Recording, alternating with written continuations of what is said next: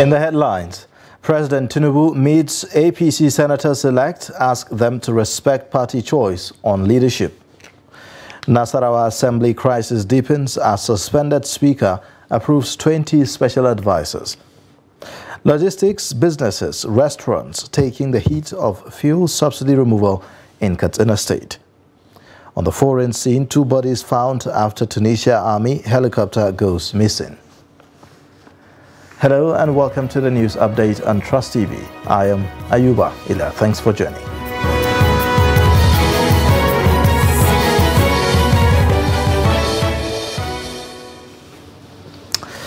President Bola Tinubu has appealed to all APC Senators-elect to respect the zoning arrangements as announced by the National Working Committee of the party ahead of the inauguration of the 10th Senate on 13th of June 2023. The APC had endorsed Senator Godswill Akpabio from South for President of the Senate and Senator Jibrin Barau from Northwest for Deputy Senate President. However, some lawmakers of the ruling party have expressed opposition to the proposed zoning formula and vowed to pursue their own ambitions to contest the various positions for which the party had already made choices. President Tinubu, who met with over 40 APC senators, appealed to them to toe the lines of the party's zoning arrangement in electing their presiding officers. The president, according to a statement from Akpabio media team, stressed that this is the right thing to do in support of the renewed hope agenda of his administration. Earlier at the meeting, which lasted late into the night, Senator Akpabio said that majority of the party's senators-elect had reached out to other APC senators-elect and those from the opposition political parties with positive results and pledge of support. The meeting focused on the need to ensure executive-legislature harmonious relationship and perfect the process of electing leadership of both chambers of the National Assembly.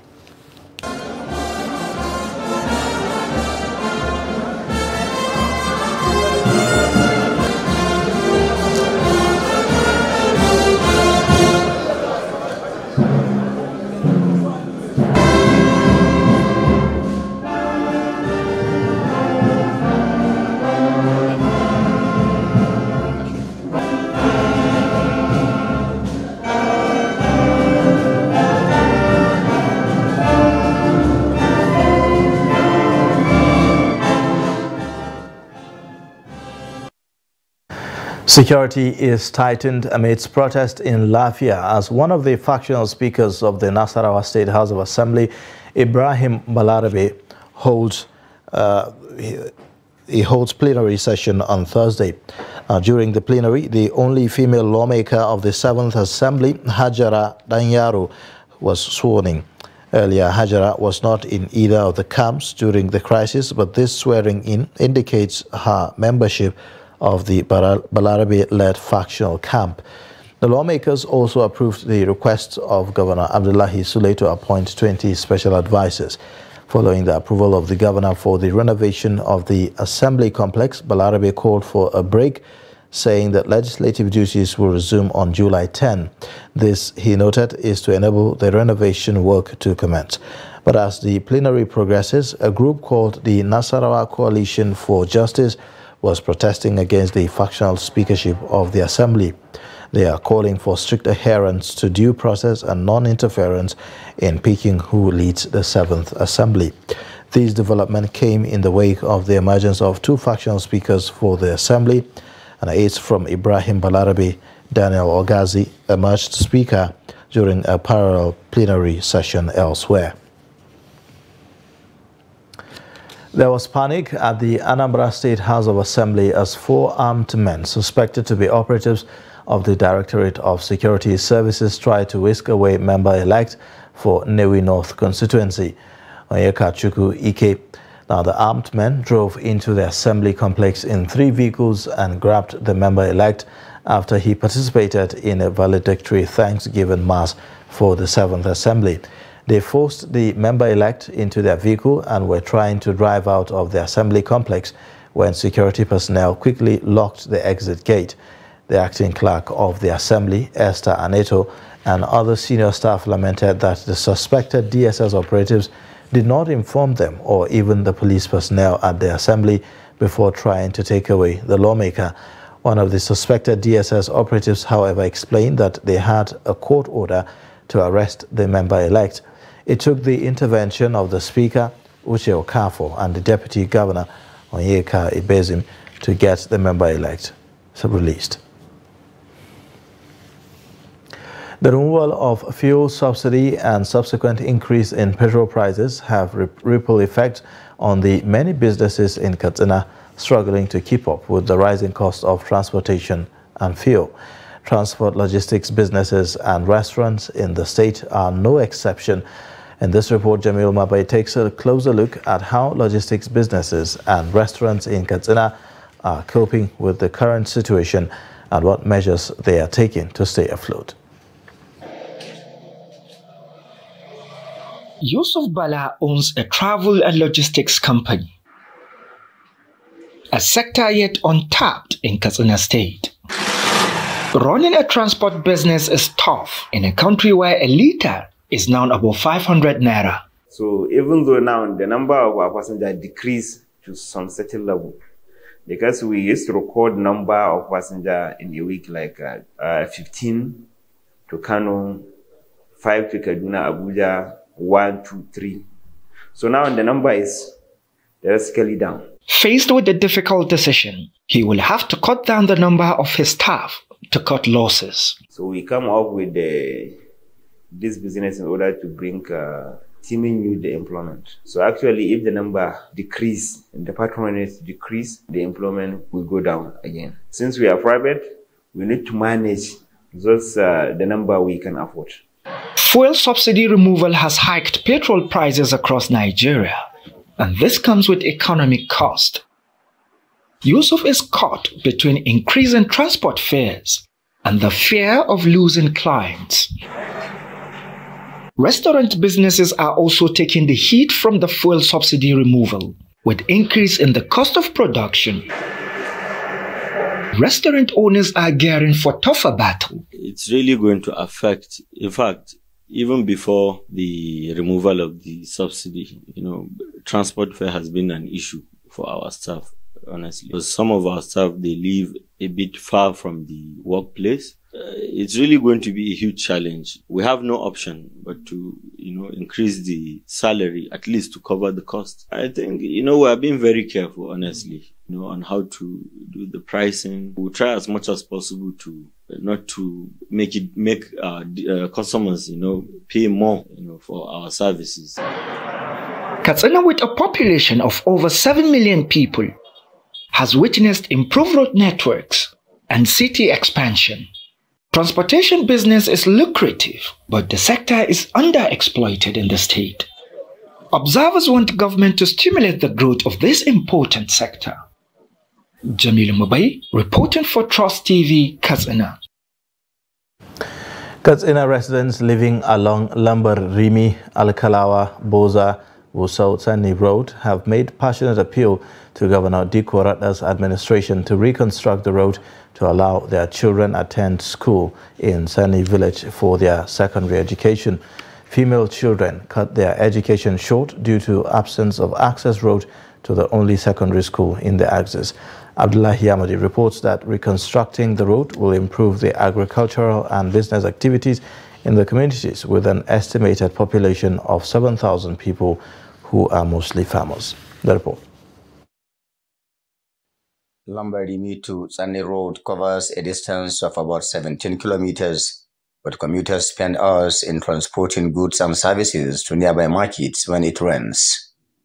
Residents also lament the hardship they experience along the road, especially during emergencies. Our road is bad. We cannot transport our farm produce to markets with ease. And in the event of emergencies, many pregnant women lost their lives or babies before reaching hospitals. This road means everything to us. Our children had abandoned their schools, and elderly people had to abandon their travels, especially when it rains. We appealed to the state government to tar the road. We all voted for Malam Diko Umarada, and we are confident that we did not make a wrong choice. It is our hope and belief that it will be constructed within the first tenure of his administration. Similarly, school pupils, especially females among them, had to abandon their secondary education as the road is not passable during the rainy season. Residents often resort to contributions to maintain the road, calling on the new administration of Diko Umarada to reconstruct it to ease their difficulties. This route can be problem, especially to the female student. If the government considers the problem of this road, so you can get in more students in this school. Especially this about 7 or 8 villages from this main road. Each village, at least we have 7 or 8,000 population of the people. At that time, during the school bus is working, we get more students. That's why most of the people, most of the students coming from this area, they are not coming to school up to now. We want the government to provide new bus, if it's possible. Rural dwellers suffer from lack of access roads, and farm produce worth hundreds of millions of naira perished annually due to bad roads. Abdullahi Ismayamadi, Trust Television News, Katsina. Meanwhile, motorists who ply the Abuja-Kaduna highway have commended bold step taken by the Niger State government to force traders off the Abuja-Kaduna highway into Madalla Market, thereby easing traffic flow. The new state governor, Muhammad Umar Bago, on assuming duty, led the team of task force to the area penultimate Thursday, when traders usually take a weekly market there, taking them off the road. On Thursday, the tempo was sustained during the weekly market as various security personnel were seen around the highway, forcing the traders to operate within the market premises or few meters away from the road shoulder. The Director General, Niger State Traffic Management Agency, Nitsma Muhammad Awal Dattijo, said that motorists that usually park around either drop or pick passenger have been restricted to do so only within the available filling stations of both lanes around the location. They shift the market from the road, but the other way around is not favoring us with the Nigerians, with the individuals, because we come out here to look for our daily bread. So if governments want to shift this thing, this place, this market, please they should provide a permanent place for us to go and stay and sell the market so that it will be confidence for everybody. We are not staying on the road. At least we are not staying by the road, and they're not the one that's causing go slow. We're not staying on the road at all. And let him give us a place that we are going to stay now. Let him give us place. If you don't want us to stay, at least we are finding our daily bread. We cannot stay at home. When I came, I was even surprised seeing everywhere scattered. I was like, where will I find my customer? She has to call me, and we have been making contacts to locate where she is. I was not able to locate. Before I could locate her, it took up to 2 hours. So some of our customers, we are not able to locate them. And day to day are looking for us. We've been sensitizing people the danger of putting their wares on the road. But those that had us, we need to take them to the court. We have a mobile court in the town that probably take your reason why you refuse to follow the directives of the government. You're watching the news update on Trust TV. Coming up shortly. No more overstay in Holy City. Details and more after the break. Now, as part of efforts to support Africa's goal of strengthening... Now, looking at the activity chart, as you can see right here, a total volume of 130... a Boko Haram crisis that at that time was restricted to Yobe. How secure are they? You can see security men with blood. This is the road leading up to the... Already, if you look at English squad, you are looking at EPL, you are looking at their names. You are not looking at...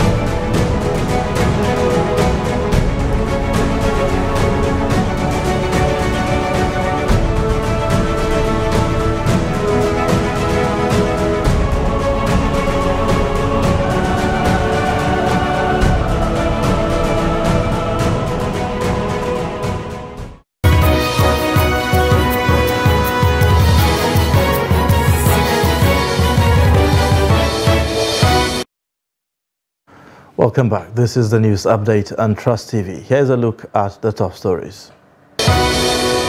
President Tinubu meets APC Senators-elect, asks them to respect party choice on leadership. Nasarawa Assembly crisis deepens as suspended Speaker approves 20 special advisors. A story building has collapsed in Ogijio, Shagamu local government area of Ogun State. It was gathered that the uncompleted one-story building collapsed on Thursday around 7 a.m.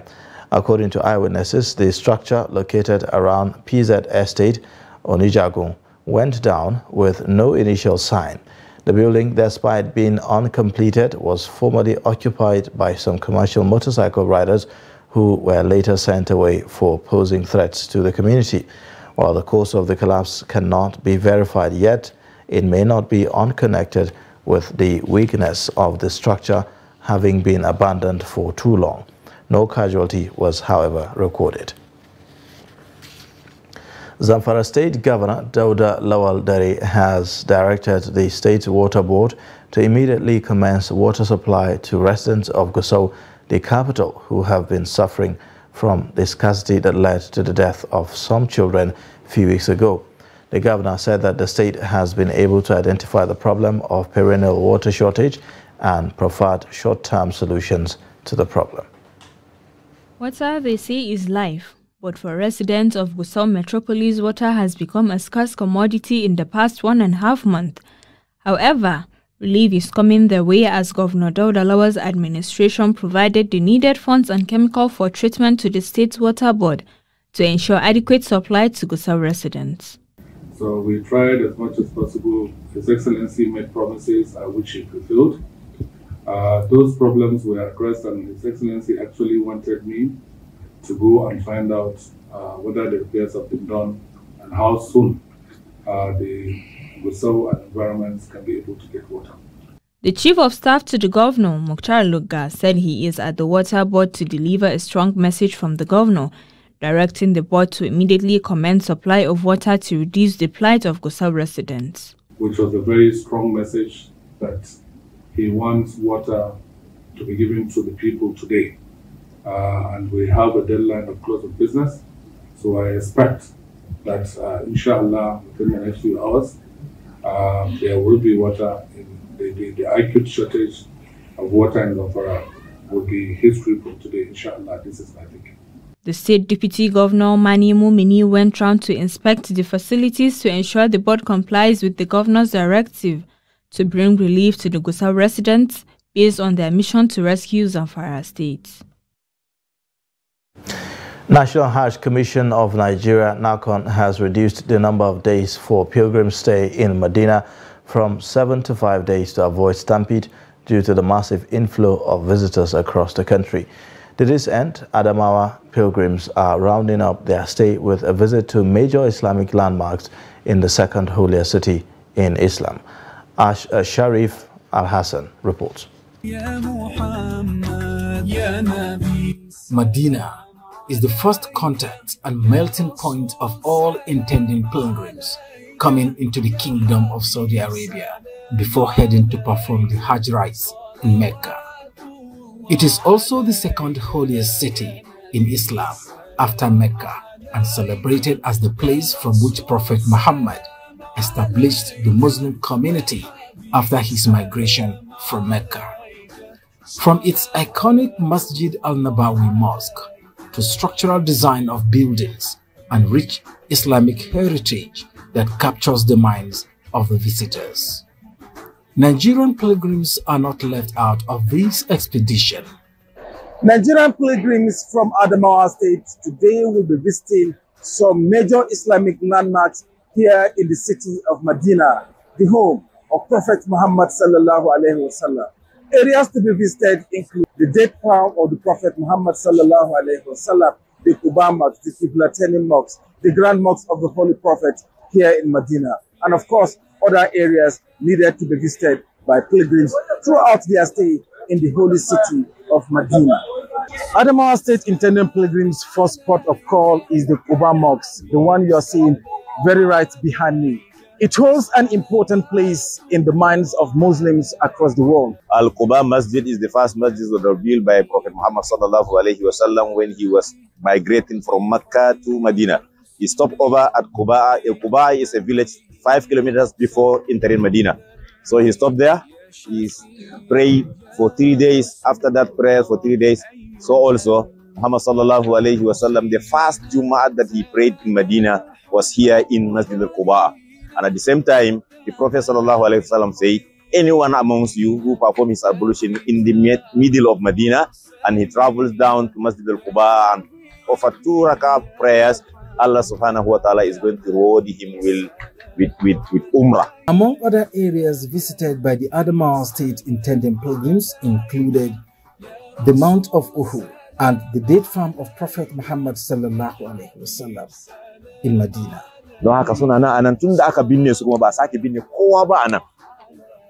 This is a place where the Battle of Uhud took place, and we have like 70 Sahabas that are lying behind us here. We have the first tomb has about 3 people, 3 Sahabas, including the uncle of Prophet Muhammad sallallahu alaihi wasallam, that is Hamza. While the other hall has about 67 Sahabas that are lying there, about 70 of them. So we come here to just pray for them.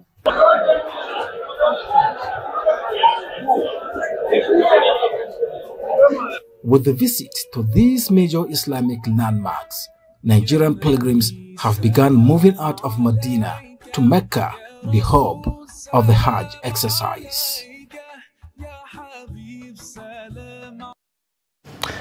And in business, oil and gas companies operating in Nigeria fled 92.3 million standard cubic feet of gas worth an estimated 150.8 billion naira between January and April 2023. The figure was contained in a recent National Oil Spill Detection and Response Agency report. It represents a 79.5% increase against 50.3% of the gas fled in 2022. Consequently, the oil-producing firms responsible for this flaring are expected to pay penalties of $184.6 million, an equivalent of 85.7 billion naira for breaching the gas flaring laws in the 4 months. The report also noted that the volume of gas flared in the country for 4 months is equivalent to 4.9 million tons of carbon dioxide emission and has a power generation potential of 9,200 gigawatts of electricity per hour. On the foreign scene, Tunisia's Navy has retrieved 2 bodies from the sea after an army helicopter with 4 people on board vanished from radar screens and crashed, the Defense Ministry said on Thursday. Navy divers are still searching for the 2 remaining people, it added.